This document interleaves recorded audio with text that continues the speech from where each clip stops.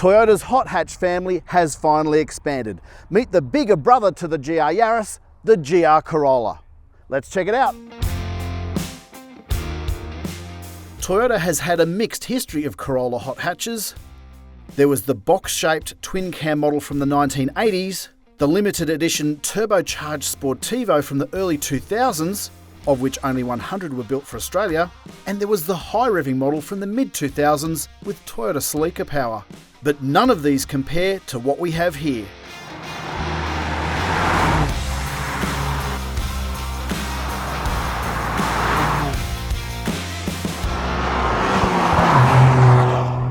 After 20 years of mainstream Toyota Corollas without any performance flair, the company has finally turned its attention to creating a Corolla for the modern hot hatch era. Toyota has taken the heavy-duty hardware from the smaller motorsport-bred GR Yaris and applied it to the current generation Corolla. Toyota modified the bodywork and underpinnings to accommodate the GR Yaris's wider and bolder go-fast bits. The result? A car that looks like a bodybuilder in a skin-tight Lycra suit. The GR Corolla has the same engine and all-wheel drive system as the GR Yaris, but the Corolla gets a bit of a power bump.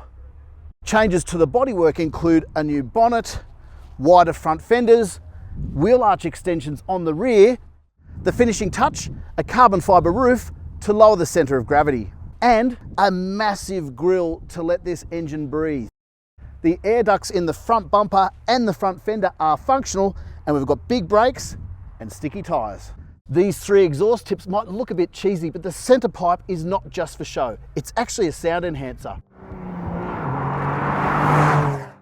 The standard Toyota Corolla interior has had a makeover, with broad but body-hugging sports seats, stitching highlights in the trim, and a sports steering wheel. It's enough to give the cockpit an overall lift. The limited edition Marizzo model is a two-seater only. Instead of the back seats, there's a strengthening brace. The turbocharged 1.6-litre three-cylinder engine in the GR Corolla has a peak output of 221 kilowatts for Australia.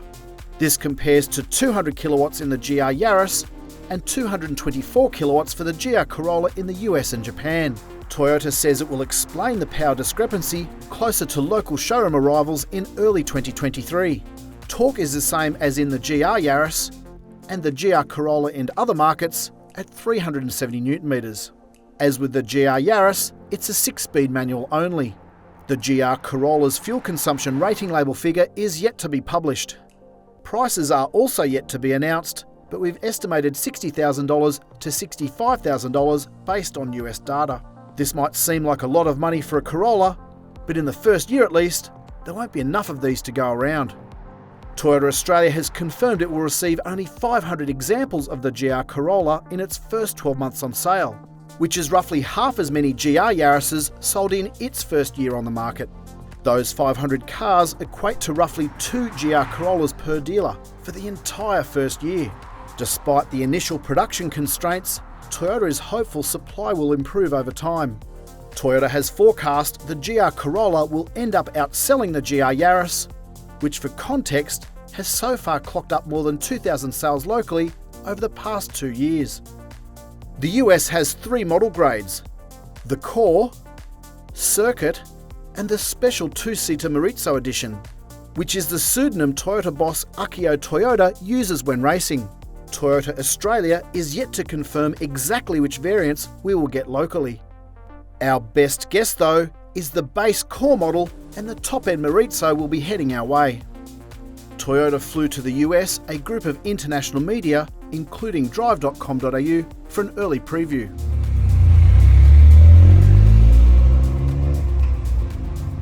Powered by a turbocharged pint-sized engine, the smaller and lighter GR Yaris punches above its weight, but the GR Corolla is about 200 kilos heavier, tipping the scales at close to 1,500 kilograms. Will that blunt performance? We're about to find out. Moment of truth. We've got an entire raceway and a fleet of GR Corollas at our disposal. The first thing you notice is just how much grip this car has. It's so sure-footed, It actually feels easy to drive. I really love how well balanced the steering is. There's a ton of grip. The braking performance is good. That said, it was designed for a racetrack, so it'd actually be a surprise if it didn't drive well. The rev matching technology works a cinch. The steering is light and precise. Really communicative brake pedal feel. And a ton of grunt from this tiny little engine.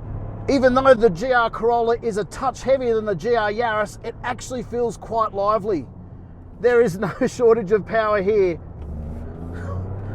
I love that 3-cylinder turbocharged sound. It's an absolute ripper.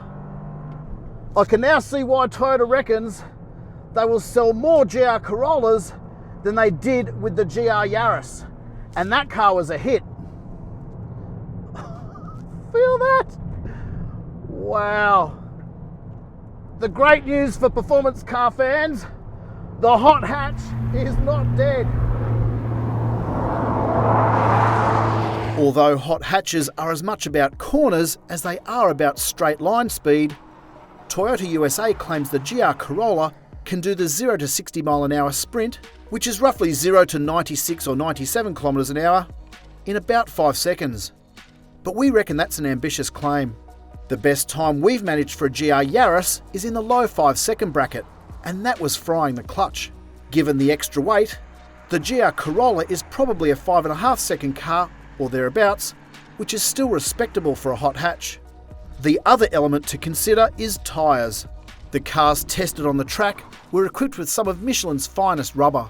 Australian-delivered GR Corollas are due to be fitted with Yokohamas. If the GR Yaris is a guide, which was available with 2 tyre choices, one excellent and the other below par, here's hoping at least one of the GR Corolla models is equipped with the same sticky Michelin tyres on the top-end GR Yaris Rally Edition. After all, good tyres are the defining ingredient of any high-calibre performance car. What's the point of all that engineering work if the car is let down when the rubber meets the road? Of course, we'll have to reserve final judgment when we get it on real roads back home. Admittedly, a track test only tells us part of the story, but I've got to say, first impressions are good. Unfortunately, all good things must come to an end, and that is the end of our drive. But as far as first impressions go, this thing's pretty potent. Please hit like if you've enjoyed this video and go to Drive.com.au to read the full review on the GR Corolla, and subscribe to this channel so you don't miss any future updates.